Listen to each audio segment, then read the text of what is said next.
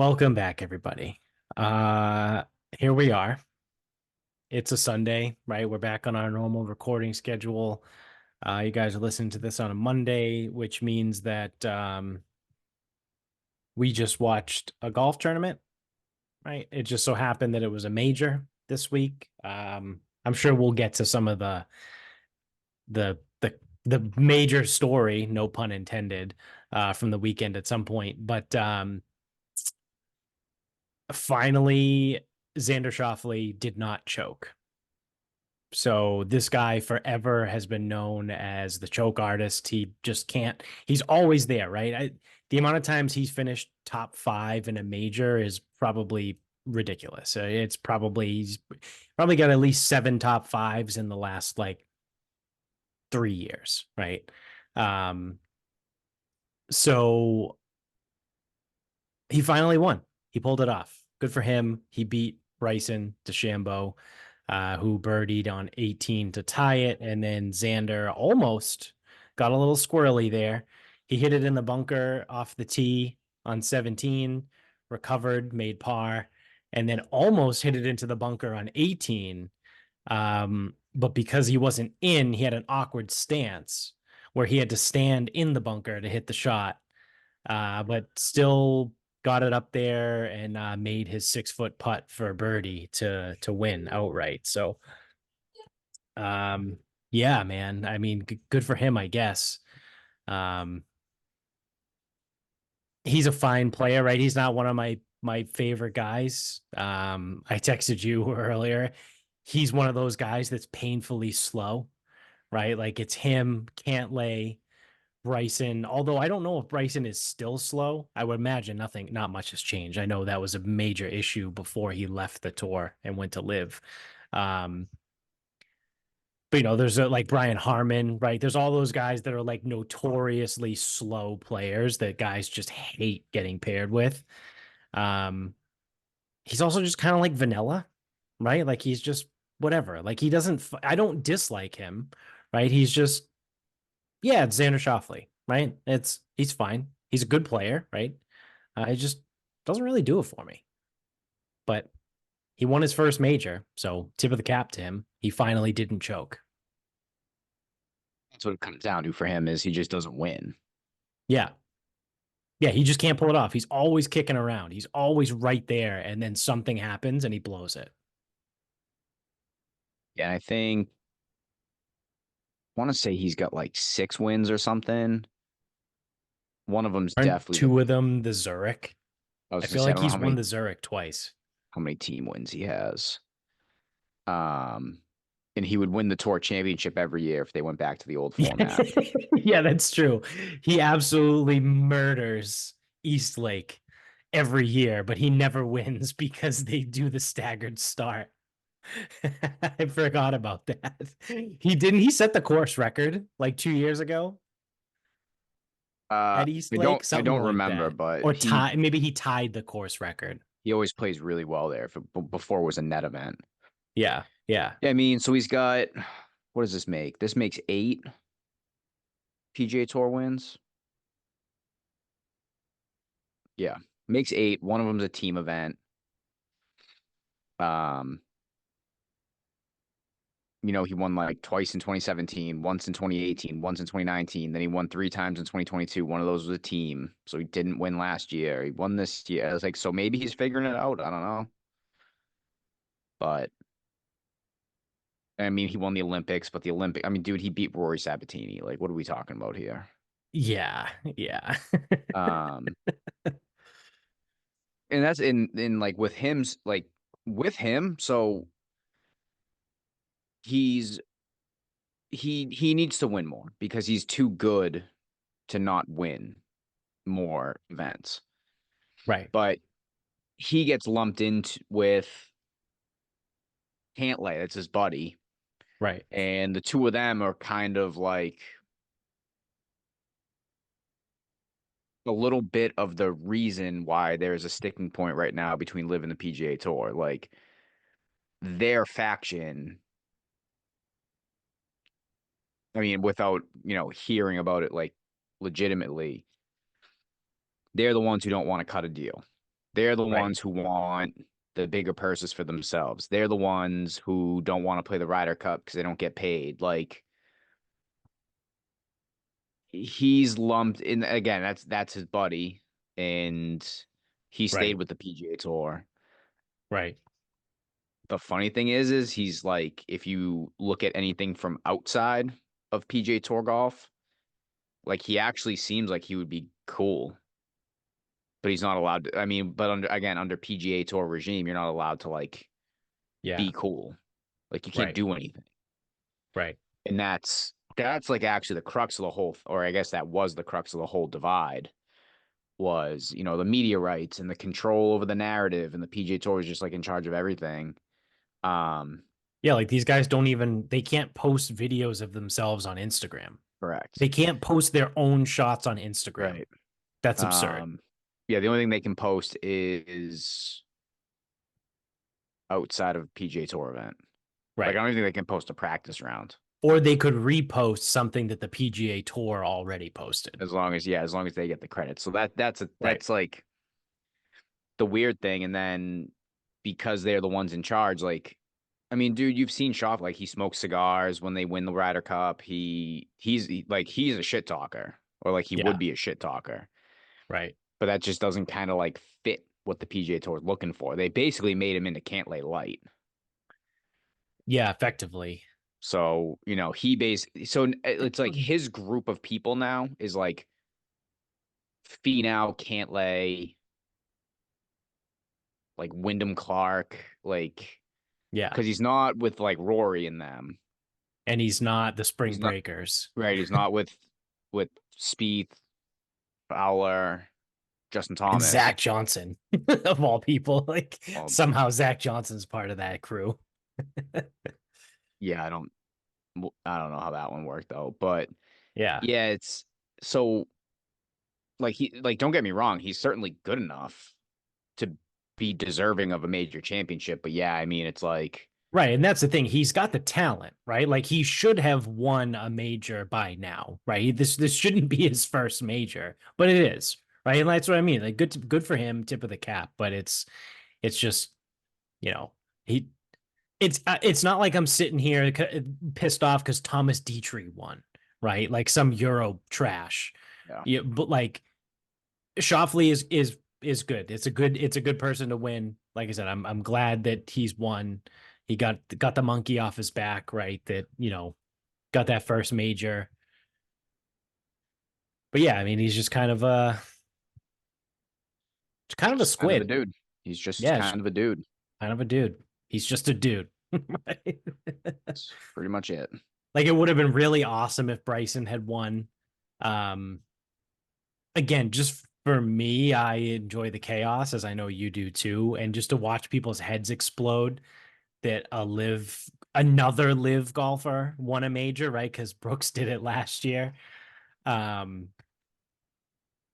it just would have been a great narrative. I also like Bryson. I've always liked Bryson all the way back to was it 2018 when he was talking all that shit about Augusta and he was like, "Oh, I'll just blow my tee shot on 13 into the 14th fairway and then just play it from there." Like Probably closer to 2020, but like I like that. I like if you're gonna be the villain and you're gonna be like and you're gonna commit to it, right? Like I'm cool. I'll support you, right? Like I'm all for that. Um, like the whole I'm trying to think of someone who like half-assed like the villain thing.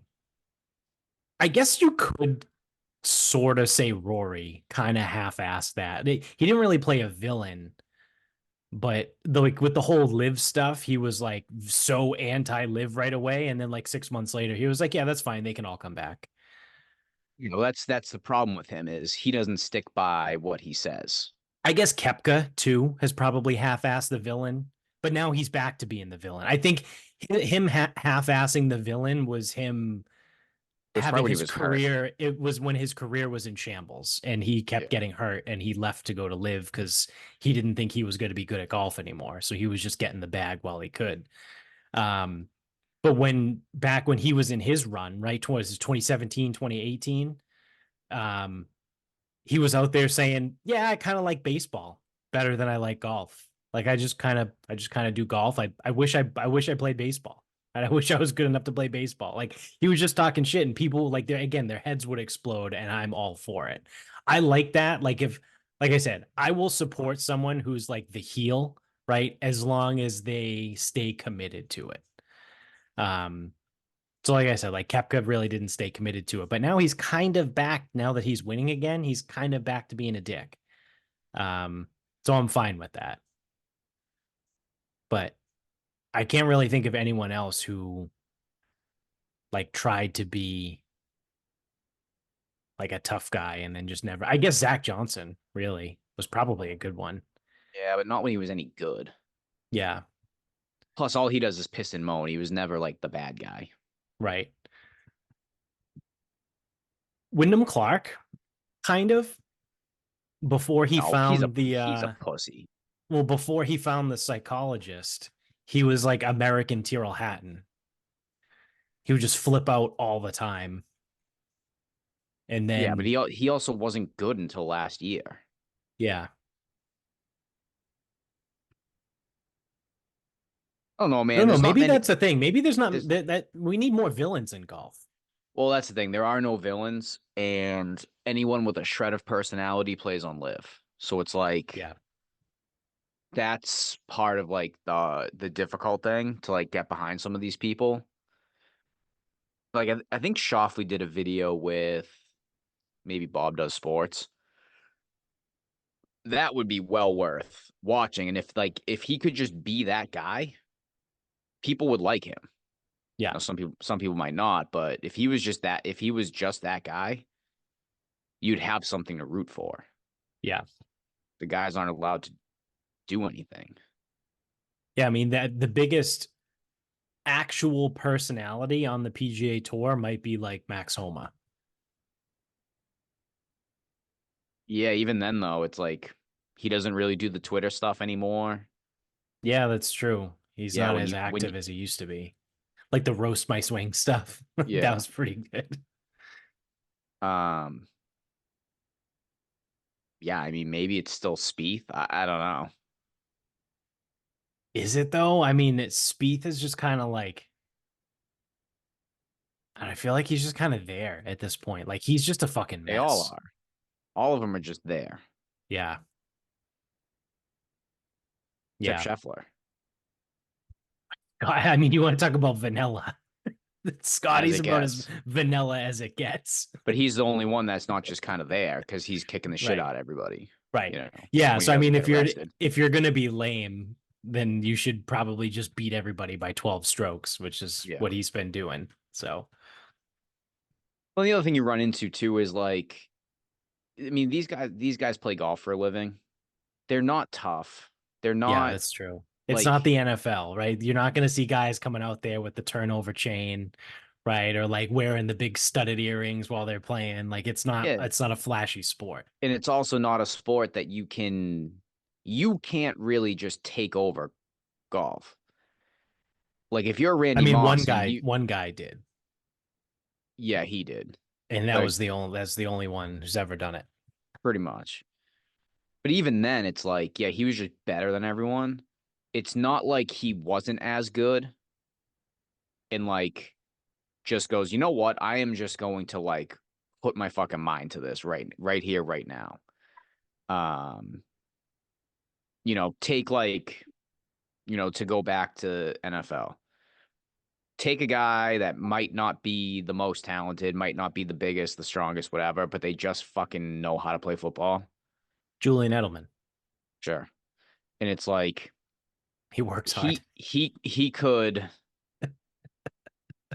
he could go out there and put his mind to just being better than Yeah. whoever was covering him.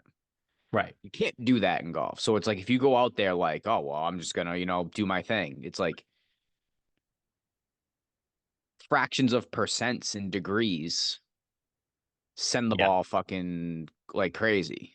Right. Right. Like face contact and Yeah. the angle of attack. Like you said, a fraction of a degree is going to give a completely different result. Right. And then like, then it's, you lip out, like hit a putt with just a little too hard because you went a little more at it and it fucking power lips and then you have like 5 feet come back. It's like Right. you can't be like that. Like you can't really have an edge Yeah. unless your personality is like that. Right. Right. 'Cause golf just doesn't allow for that. Which is why I mean, I do still like Rom, but that's why I liked John Rom before when he was on the tour, and I would watch him play all the time. Um, because he was good. Like he was one of those where he was better than everyone else, but he was also like flipping out all the time. Like he could snap a club and then still beat everyone by 3 shots, right? Without that club. Not for nothing, you're also even like on, I mean, Twitter fucking cesspool, but the guys are getting. I mean, like at some point, the guys are going to get discouraged from doing shit like that. Like I think there was a video from the Riviera where Max Homa hits a tee shot, and you just hear him go "fuck," and he slams the club, and people are like, "I don't know when this language became okay," and it's like, dude. Yeah. So it's like you just want like that's it seems like all they want. And again, all these people do is talk out of both sides of their mouth, no matter what the topic is. But then Hmm. it's like you guys want dudes with personality, but then it's like you don't want them to have a personality. Right. Right. So, uh, but I don't know. You can't, and that's the thing is like you can't win with the golf fan because it's such a weird sport. Yeah.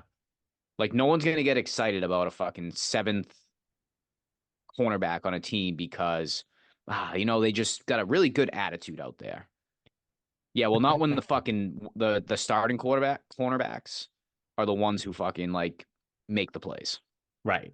But like earlier this year, uh people were kind of, myself included, right? Kind of get a little fired up when you get someone like Nick Dunlap who wins, who's an amateur, right? Right. Like it just out of nowhere, an amateur hasn't won on tour since what, 1991? I think Phil was the last time Yeah, I that it think so. happened. And so before I was born. Um and that's cool, right? Like that's exciting. Like when Nick Dunlap won, like that was cool, right? It sucked betting wise because no one had him. Like I probably lost all my bets that week. Um, but that's a cool thing, right? So to your point, right? Like when you're watching the NFL, no one gets excited about the seventh string corner who all he does is play kick coverage, right? On special teams. Right. But when someone like Nick Dunlap wins, like that's exciting. That's pretty cool. Yeah, but the PGA Tour has basically forgotten about it. Have you Right. heard anything about Nick Dunlap since he won? No, well, I mean, he turned pro and then he really hasn't done much since. But Yeah, but even like that's the thing though. Even still, you can control the narrative, right? I think Ryan French talked about this. yeah, that's He actually a goes, really good point. he goes, you just had an Yeah, amateur win a PGA Tour event and nothing, no features on him. They don't highlight his shots. They don't put him out there. Like right, nothing. right. They do nothing with them. Yeah, that's a good point. That's really stupid. But like Wyndham Clark gets all this time, whatever. He's missed the cut both majors after running his fucking mouth at Augusta. Yeah, So like they have no problem like propping these guys up. They just they don't like they have a lot of flaws. They really do, yeah, and they're being exposed now. Um,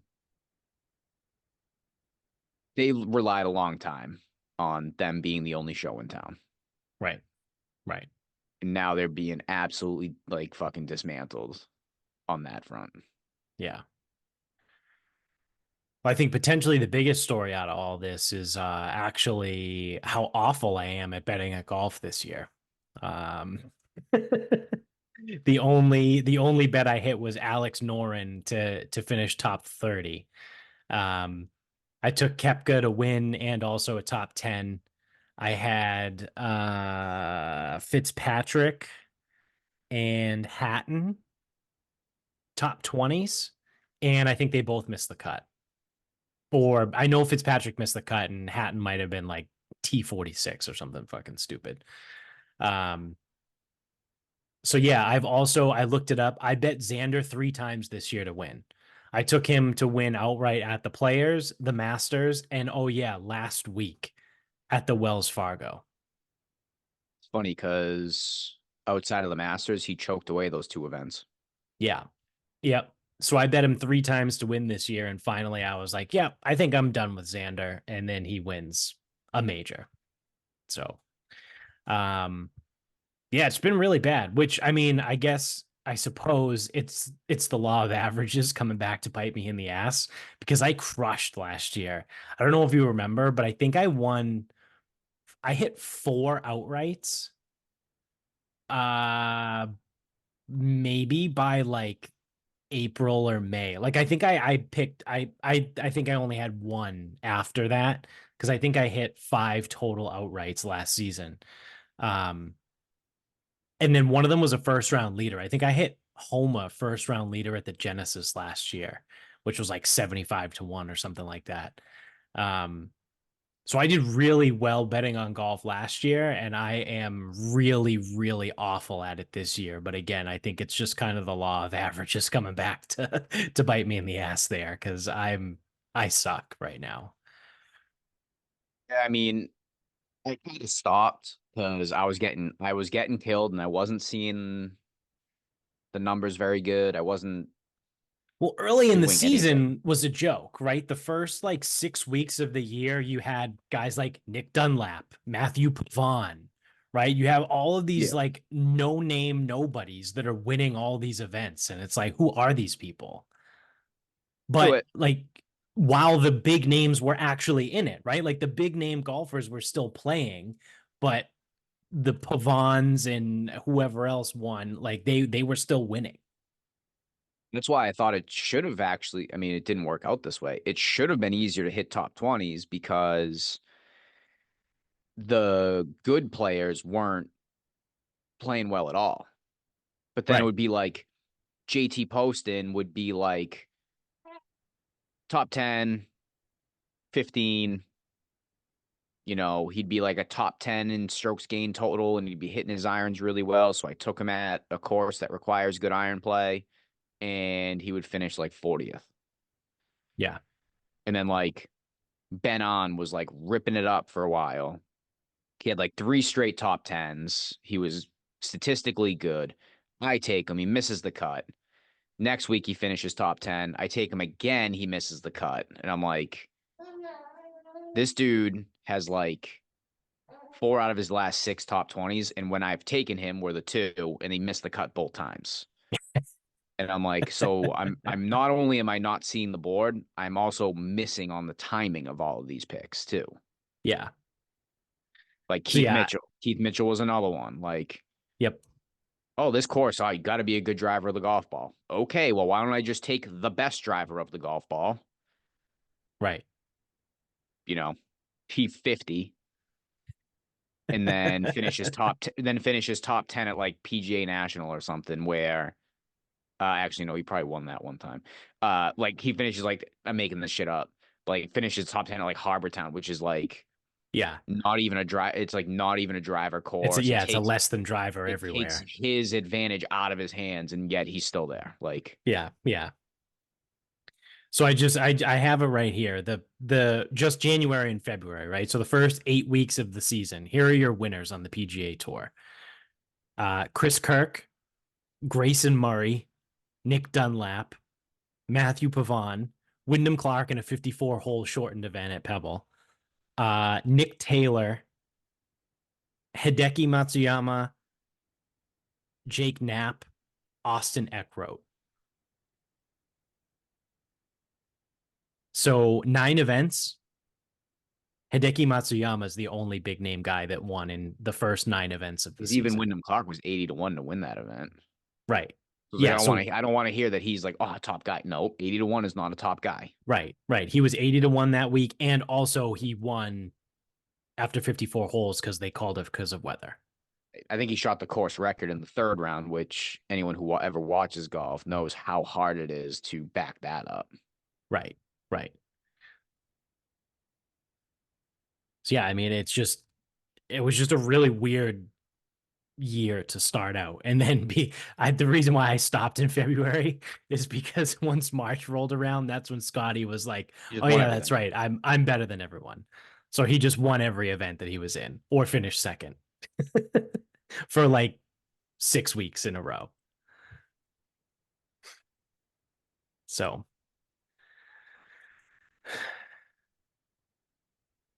speaking of Scotty, that was kind of a wild Friday morning we had there.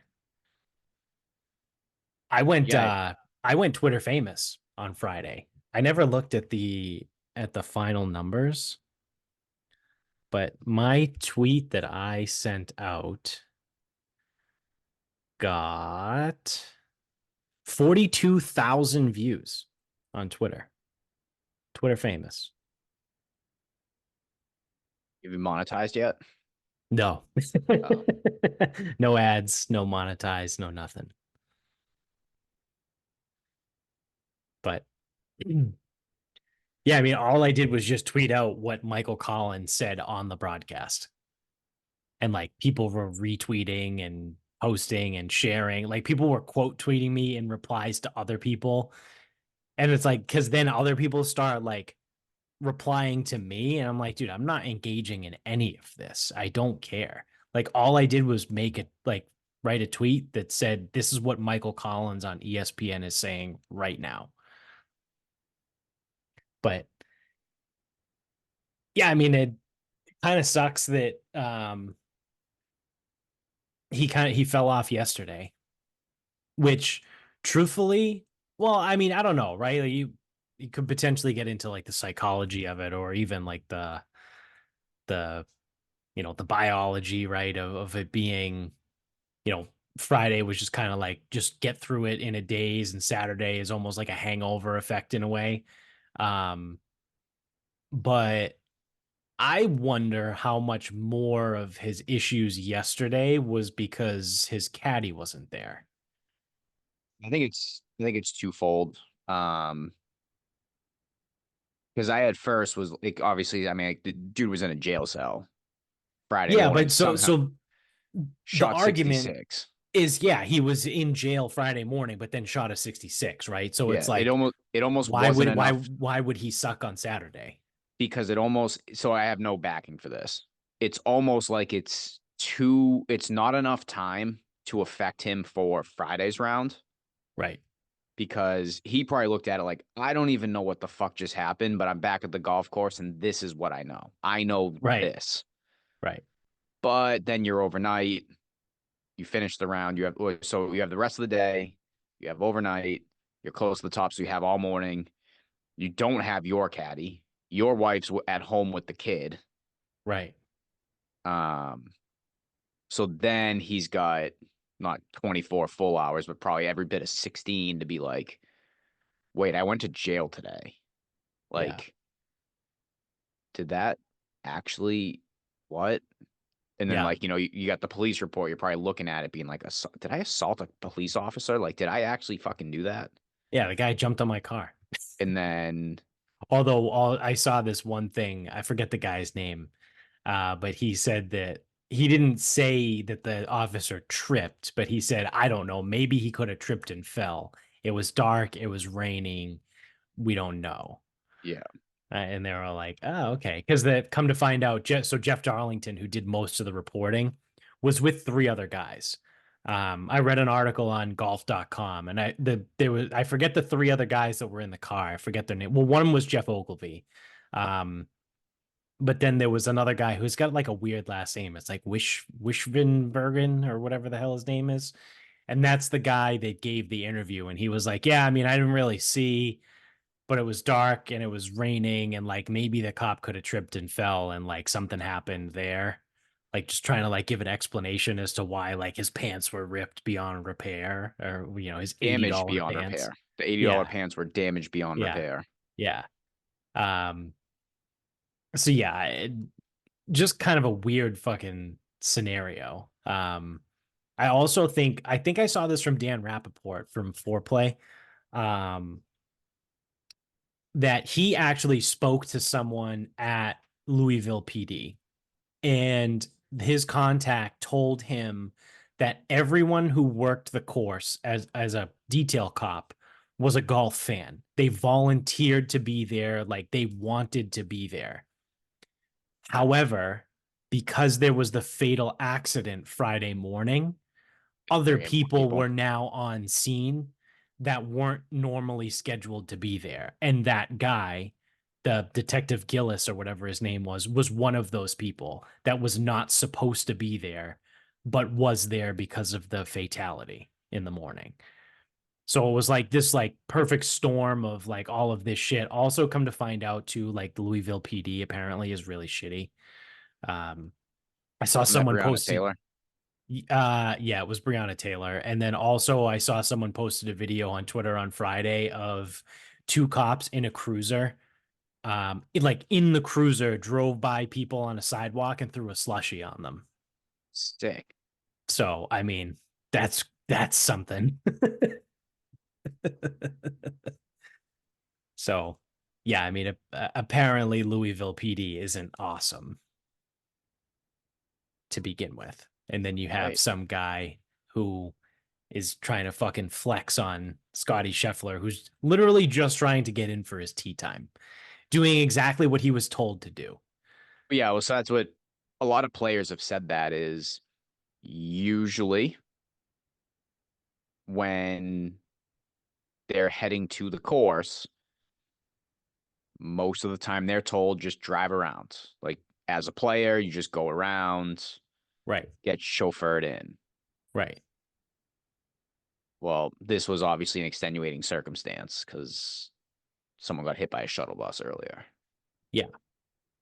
So yeah, overall, I mean, it was the whole thing was weird, but like fucking really fucking like hands down probably the weirdest,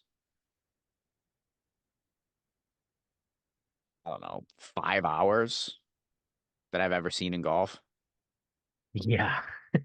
Yeah. It was super weird. It was one of those where like I forget how I even saw it. I think I might have seen it on Twitter Friday morning.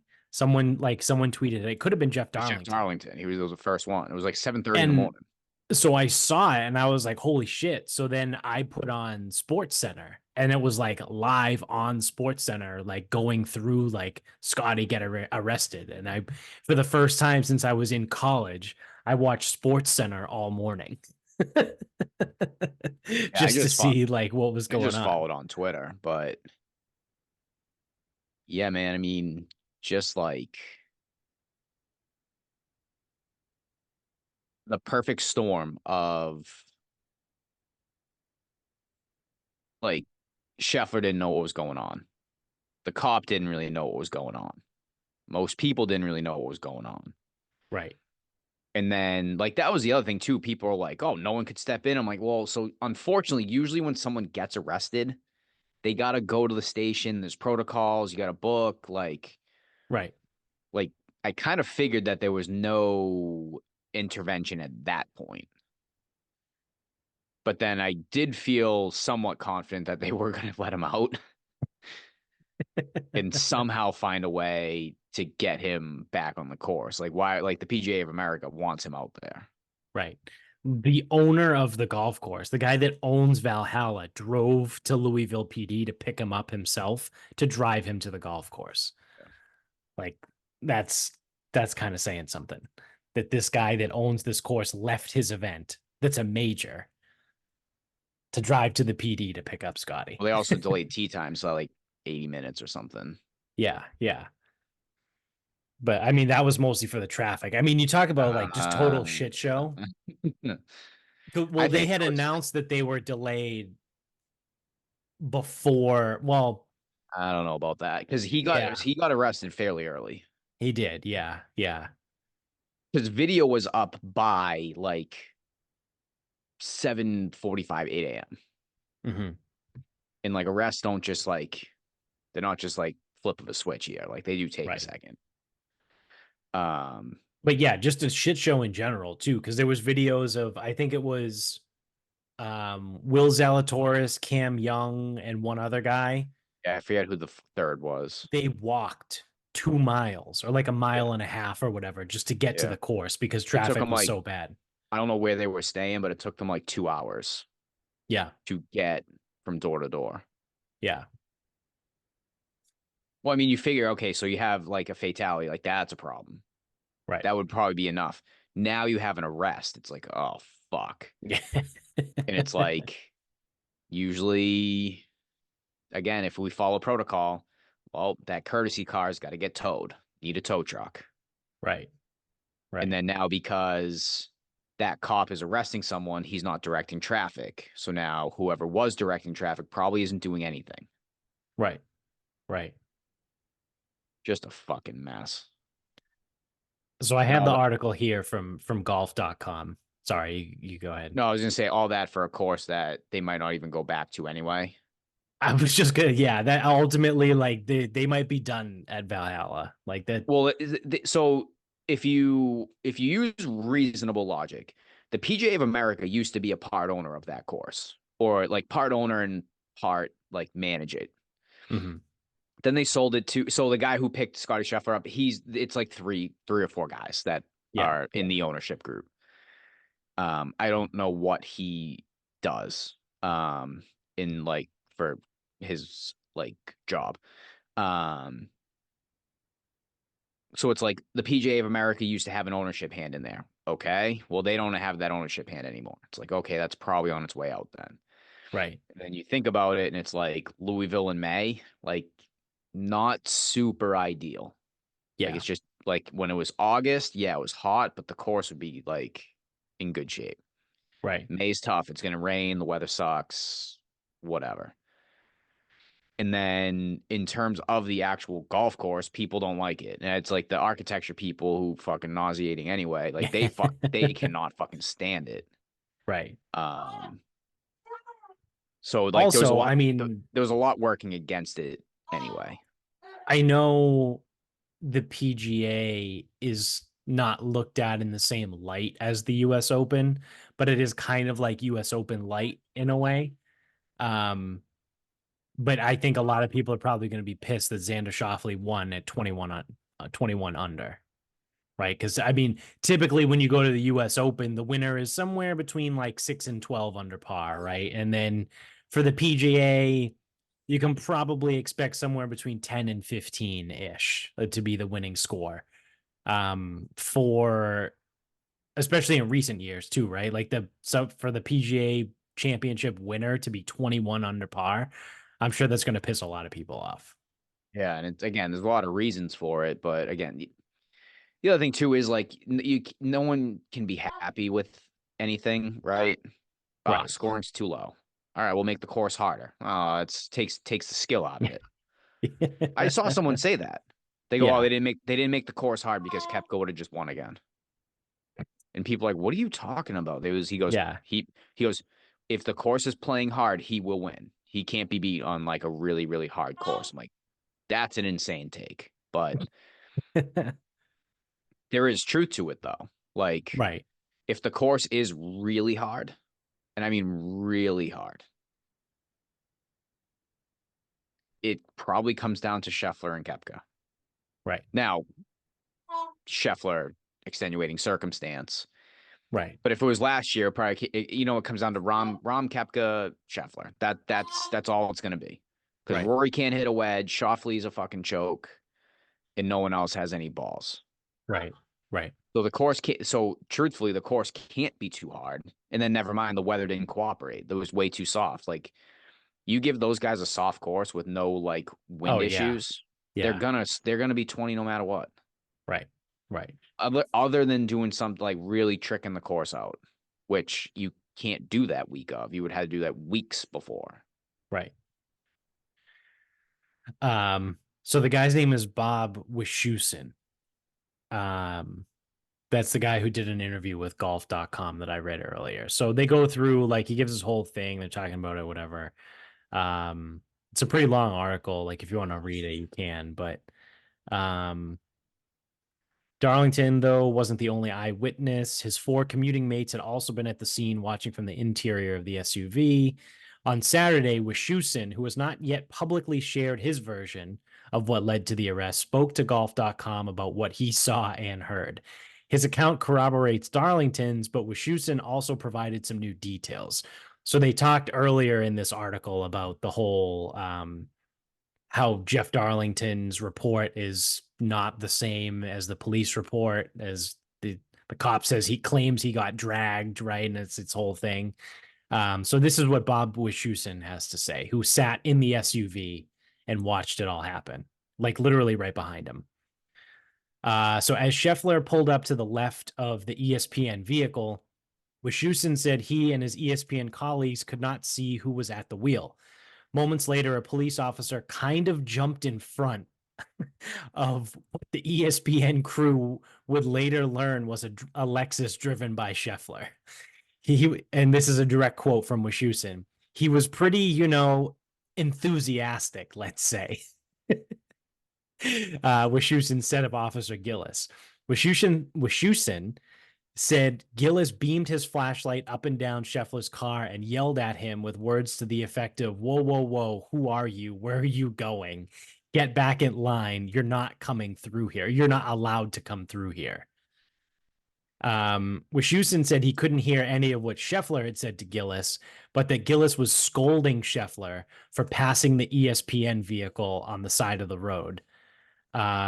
Wischusen said because the officer and his colleagues were in yellow reflective jackets, it was unclear to him and his colleagues whether they were police or tournament security. So the whole thing, that was this whole like cops can do no wrong brigade, right, on Twitter that was like, oh, the how do you not know he was a cop? Obviously, like Scheffler's a fucking piece of shit, right? It was just like, all right, you clearly don't watch golf and you don't know who Scottie Scheffler is. He is probably the most genuine human being, like definitely in the sport, right? But like just in general. Um, he's just a good person. Like there's no way that he saw this cop and was like, yeah, fuck it. I'm just gonna drive right over this guy. I'm just gonna drag him right behind my car. Like there's zero chance. That's not happening with Scottie Scheffler. And then Scottie's whole thing was, I didn't know he was a cop, right? And then everyone on Twitter was like, "Oh, how do you not know he was wearing high vis? All this." Well, right Looks from like the a parking words attendant. of Bob Wischusen, who was there in the ESPN SUV that got passed by Scottie, which led the cop to start his whole confrontation. The officer and his colleagues were in yellow reflective jackets, so it was unclear whether they were police or tournament security. Seems like there you go. There you have your answer, I right? thought I did see some pictures. Again, they looked like guys in like a venue parking lot. Yeah. Yeah. So all those people on Twitter, they're like, "Oh, how do you not know he's a cop?" Well, they're dressed the same.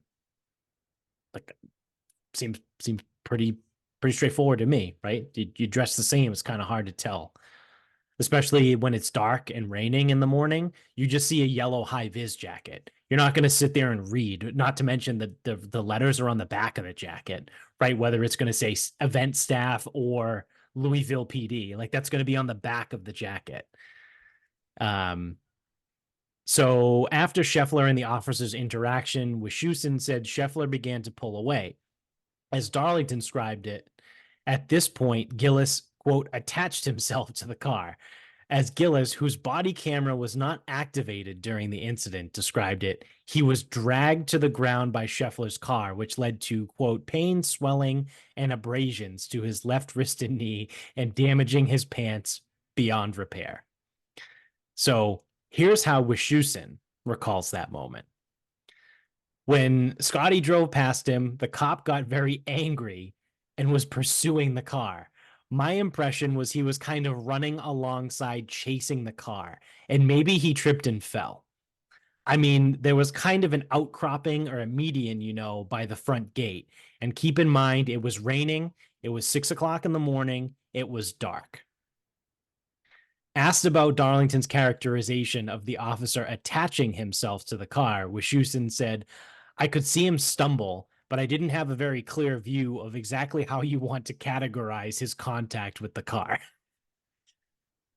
So this guy, Bob Wischusen, is saying that Scottie just tried to drive around this guy, and the guy tried to chase after Scottie's car and tripped and fell. And like probably grabbed the door handle of the car as because again, so this is the next paragraph.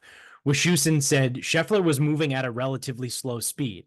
He said, as a direct quote, the speed that you would drive a car if you were pulling up to the front gate of a place.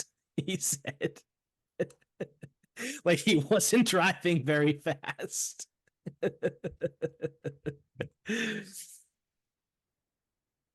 So he goes on to say, you know, when Scheffler stopped the car, which Houston said Gillis was visibly upset, he runs up to the driver's side with the butt end of his flashlight hitting the car, starts screaming, get out of the car, get out of the car, banging on the window, shut the engine off, get out of the car. I'm a police officer.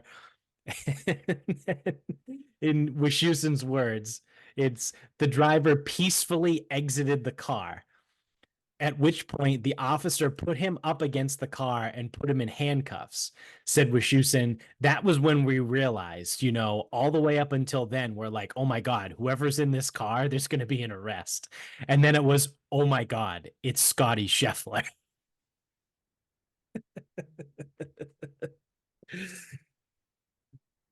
So again, for the first time going public, Bob Wischusen, who was sitting in the SUV right behind this, watching it all happen, Scottie was just driving around their truck, right? Because they were waiting to get in, and Scottie was like, "Well, I'm a player, so I'm just gonna go in this entrance because that's what I was told to do." The cop gets pissed, right? Because he probably cut the line, right, and went around the ESPN SUV. Cop's like, "What are you doing?" Scottie's like, "Hey, parking attendant boy, like, get out of my way. Like, I have a tea time." And cop doesn't like that, chases after the car, trips and falls, and then gets pissed and arrests Scottie because he's a douchebag, probably.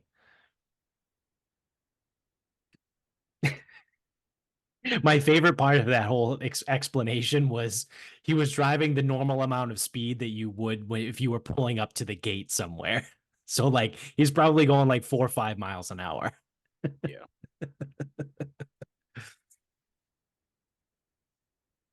So quite And the fucked event. up situation. Yeah, definitely a messed up situation.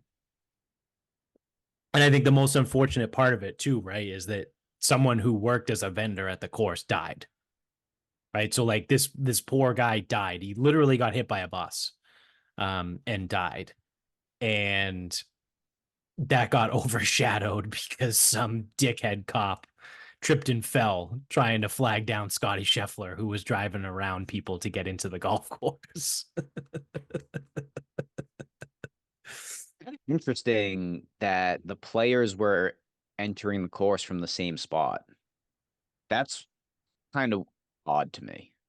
Yeah, Like usually like event parking is elsewhere. usually, Now yeah. I don't know where Valhalla is, so Right, like at Augusta National, everyone pulls off and the players enter through their own gates. right. Same at TPC Boston. The country club, you couldn't even get You couldn't park on close. site. Yeah, so the only people parking on site were players. Yeah, yeah. You had to park off site and they would shuttle you in. Yeah. Because they rented, I don't know, they probably didn't rent out. Maybe they did, right? But they used BC. You had to park at the BC campus and they would shuttle you over. Yeah, there were a few spots. I just got Um, lucky that I know a guy that lives like a mile and a half down the road, so I parked at his house. I just And Ubered to the park. me and Amy walked. Yeah. Oh no, we got an Uber.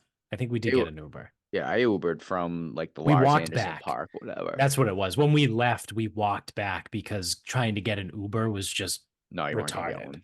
one. But we Ubered in and then we walked back. It wasn't far at all. Yeah, so it's interesting. I'd love to know how that Yeah. like worked that way. Doesn't make a lot of sense. No, no. Yeah, because typically, like you said, right, they're not all parking in the same spot.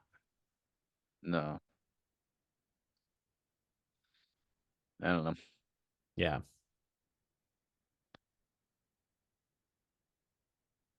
Um, all right. Well, I think that's all we got on Scotty. And just not that cops are not right all the time. Sorry, sexy Chris. Which I mean, honestly, he's not one of those guys. He would probably agree with us and be like, I mean, if I they were mean, we say, firefighters, they would be. yeah, I mean, if there was a firefighter, then that was a totally different story. Um, but yeah, I mean, it's one of those things like we talk about all the time. Like I hear it on Rogan talks about this all the time too, right? Like cops are just people, right? Like there's bad people, there's good people, right? Like his famous line, and he There's goes, bad accountants. there's bad dentists, right? Like Yeah. there's bad accountants. Like they're just people that are just shitty at their job, right? They're just Yep. bad people that happen to be an accountant. Dude, cops get fired all the time. There's going to be a bad person that happens to be a cop, right? Like it's just it happens, right? That's life. Like that doesn't mean that all cops are shitbags. It doesn't mean that all cops are always correct either, right? Because that's a Right. whole other It can't thing. be. Yeah, it You can't be have the both. people that's like, oh no, Scottie Scheffler is a huge piece of shit. No, he had to try and drive this guy over. No, if the cop tells you to stop, then you stop. Okay, where's the nuance of it, right? Because clearly Scottie had a misunderstanding of what this guy was trying to say, Yeah, right? And that's it's yeah. like, There's a lot of there's a lot of flaws with that logic. Oh, just follow directions. yeah, follow directions. Okay, well, what about when it's 6 o'clock in the morning and it's pissing rain and you can't see And anything? again, that's the just follow directions. Okay. When have you ever been a PGA Tour player who Right, has special access or special privileges, and then take your normal day, add a fatality to it, right, so it fucks everything to all hell, right. and then you try to go about doing your normal thing, and someone who may or may not be like event staff starts like chasing you down. Right. I should have just followed instructions. What if it was a fucking crackhead wearing a fucking high vis shirt, being like, "Okay, come this way"? Like, Yeah. Yeah. that's the other thing too. Like, you can't just blindly follow directions all the time. Right. No, Like, if it's an officer in a clearly marked cruiser wearing a uniform where an officer should be, right. yeah, listen to him. But also, Scotty's instructions that he was given was to go Go through around. that gate, Yeah. go around everyone and go through that gate and just show people your credentials when you get to the gate and they'll let you in. So like that's another flaw, right? In that whole, oh, just follow directions. Like he was technically following his directions that he was given by the PGA Tour and PGA of America. They gave him those instructions to go to that gate and show your credentials to get in. People are idiots. Yeah, people are fucking morons. Oh no. The cop's not wrong. No. The cop's not wrong. Oh, okay. The fucking guy tripped and fell and ripped his pants. And tried to slap Scotty with a fucking felony because of it. Yeah. Yeah, buddy, you tripped on the curb and you ripped your pants. So you slapped him with a felony. Good job. Fucking dickhead.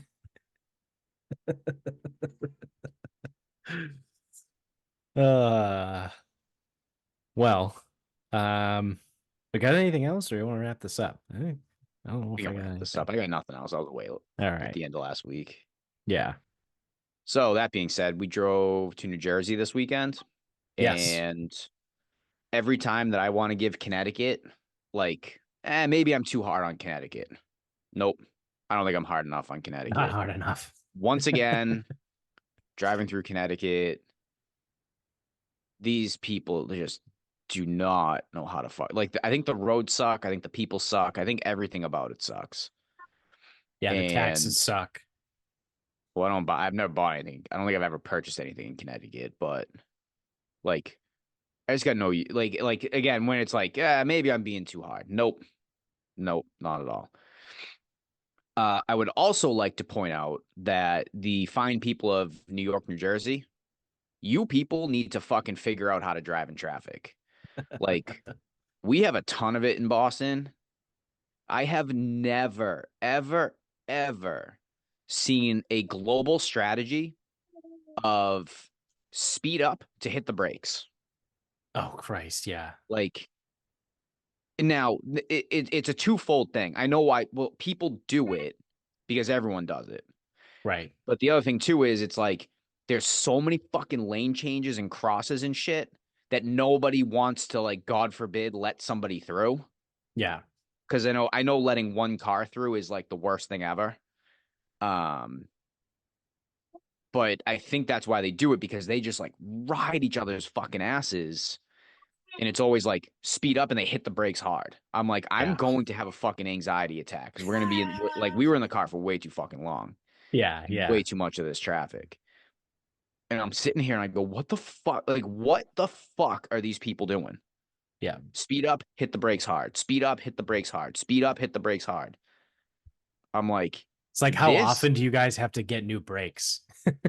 I was gonna say it would be phenomenal to be a fucking brake dealer Yeah.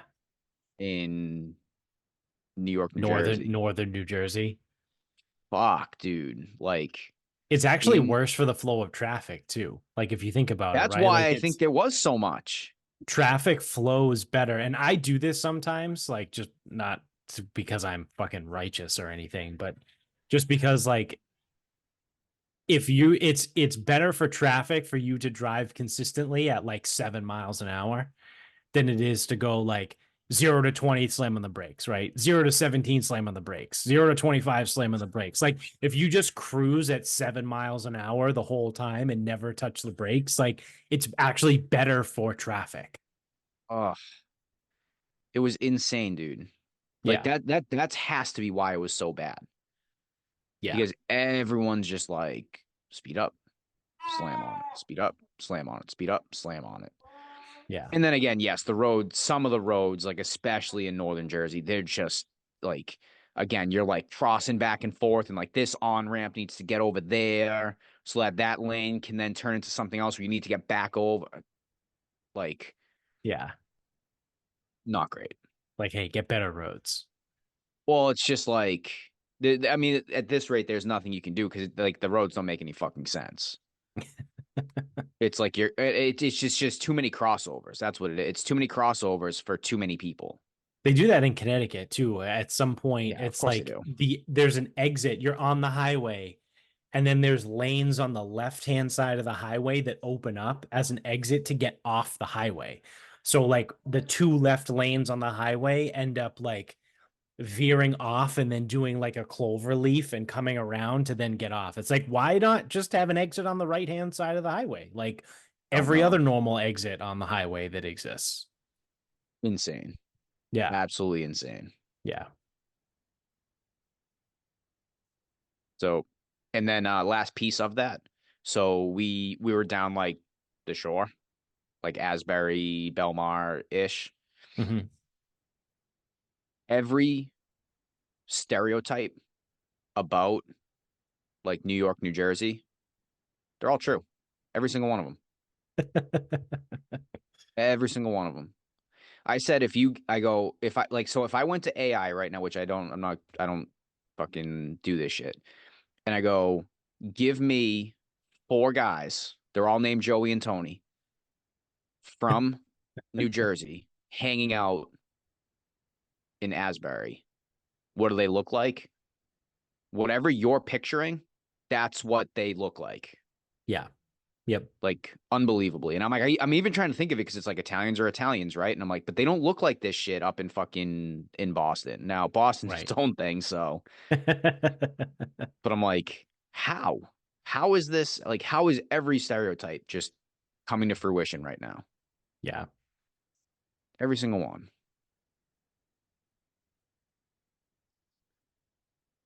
So yeah, Jersey, Connecticut, just light me on fire, man. Yeah. Or light them on fire, whatever. No, just light me. It's too hard to handle that. uh all right. Well, my final thought is once again, because things are cyclical, right? And that's how this podcast goes. Um, Comcast made an announcement that there's going to be a new bundle package coming out. So again, I say things are cyclical, right? Because that was a lost episode, like probably it would have been like episode 12 or something like that. We got hammered talking about Netflix, whatever. Um, but we've constantly kind of gone back to this over the years. So it is funny because it is kind of cyclical in a way. But here we are, right? There was just an announcement that there's going to be a new bundle, and it's going to be called Stream Saver. And you will now be able to bundle and watch Peacock, Netflix, and Apple TV Plus all in one bundle service.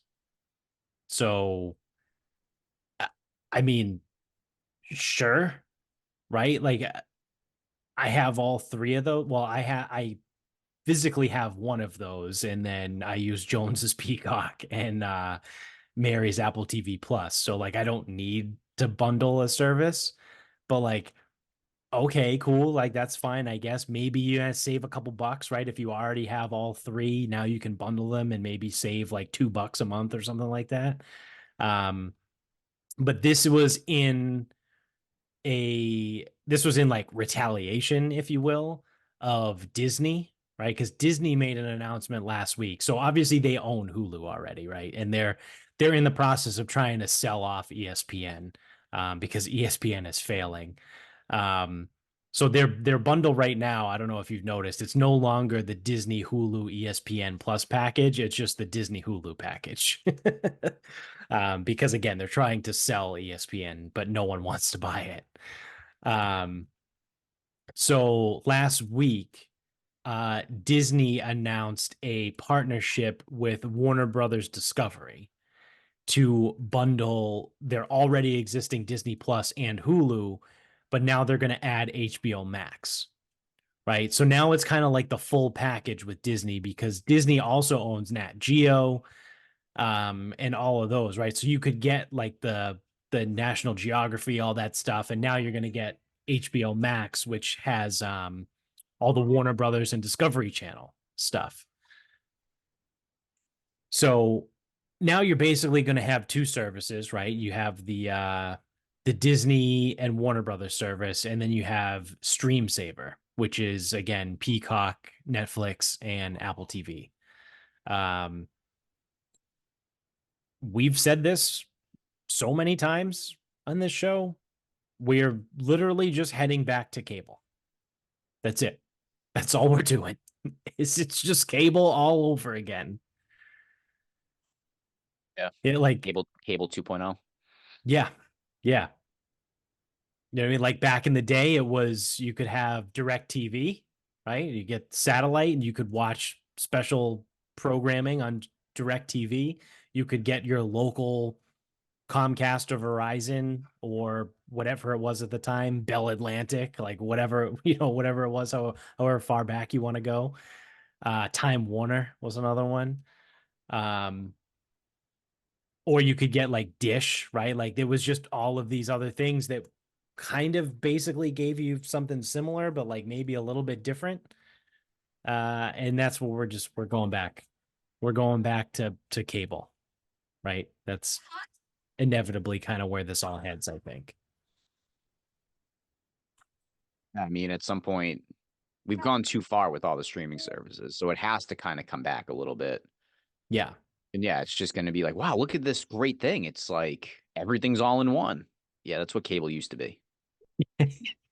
Yeah, that's what on We demand didn't and cable used to be. we didn't like that once upon a time. I mean, that's effectively what this is, right? It's like on demand on cable, right? Because you go Well, on because Netflix whatever and you this have all this Comcast, stuff, because right? I assume whatever this Comcast package is going to include cable. Like you probably have to be a cables, or if you're a cable subscriber, they'll give it to you for like fucking $8 a month. Yeah, yeah, probably something. Like the details haven't come out yet. It was just announced like yesterday. That it's going to be called Stream Saver. So I can't keep up with this shit. yeah, but I mean, you're right. It's too much to keep up with. Like, why are you going to have 8 different streaming services? Because it gets absurd. Because you want to watch uh 30 Rock, right? Or Parks and Rec or something. And you're like, well, that only exists on Peacock. So now I have to get Peacock if that's what I want to watch. And it's like, oh, well, I want to watch uh the new Marvel series when they come out, right? Like the Daredevil and all that stuff when that's coming out. So it's like, oh, well, now I have to have Disney Plus in order to watch that. Or it's like, well, I want to watch Always Sunny. Well, in order to watch Always Sunny or Letterkenny, well, I have to have Hulu. And it's like you just like this is absurd. Like, why don't I just get cable and then just get on demand with cable? Because it's way fucking easier. Soon enough, it will be. Yeah. All right. Well, that's gonna do it for us. So thank you for watching. If you're on YouTube, don't forget to hit subscribe up above. Hit the thumbs up down below. Subscribe if you're an audio only guy as well. You get us on Instagram at Sarcasm Speaks Pod. Twitter is sarcasm_speaks. Facebook is Sarcasm Speaks. Website is sarcasmspeaks.com. Go to the merch store, buy some merch. Check out the show notes below for some links and discount codes to all the sponsors and get some cool products down there. So until next time, good night, everybody.